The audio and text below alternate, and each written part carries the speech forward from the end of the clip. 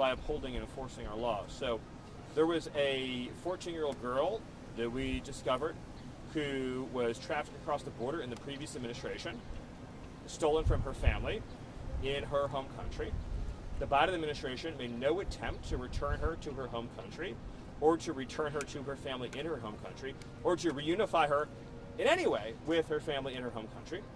Instead, they resettled her in the United States with a so-called sponsor. That so-called sponsor, all funded by our taxpayers, this entire procedure funded by taxpayers, that so-called sponsor was himself an illegal alien, so subject to himself removal and deportation. Again, the Biden administration did not deport the sponsor, but handed the girl over to the sponsor. The sponsor claimed to be that girl's brother. He was not, in fact, her brother. The Biden administration, of course, did not attempt to verify this in any way, shape, or form, as they did not for the hundreds of thousands of minors that were placed in the hands of illegal aliens. They know they were being lied to. They didn't care they were being lied to. This individual was an illegal alien who had no familial relation with this young girl. What happened next will not surprise you, although it will sadden you. He raped the 14-year-old girl and impregnated her. So the Biden administration took a young girl, took her away from her family, brought her into the United States, resettled her with an illegal alien, 26-year-old adult male, subjected her to rape and what anyone would describe as torture. So the young girl was tortured and raped and impregnated as a result of the choices made by the Biden administration.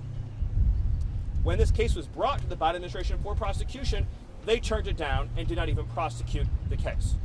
So it's evil on top of evil on top of evil. And I am not interested in moral lectures from anyone in this country, whether they be in the media or the Democrat Party or in the corporate press, about immigration policy when the left has been complicit in the greatest crimes against humanity that we have seen in God knows how many years in this country. A system that has turned human beings into fodder for the cartels and participated in the mass rape and exploitation of children and the mass murder of Americans. That's what we're fighting against, that level of evil and depravity. And if you are weak or soft or passive in the face of evil, then you will be conquered by it. And this country will be conquered by it. And we will not be a free country anymore or a safe country. We'll be a country ruled by cartels and gangs and terrorists. That's the stakes. Those are the stakes in what we are doing right now. I have time for one more question. Mr. Mueller, I wanted to ask you about yes.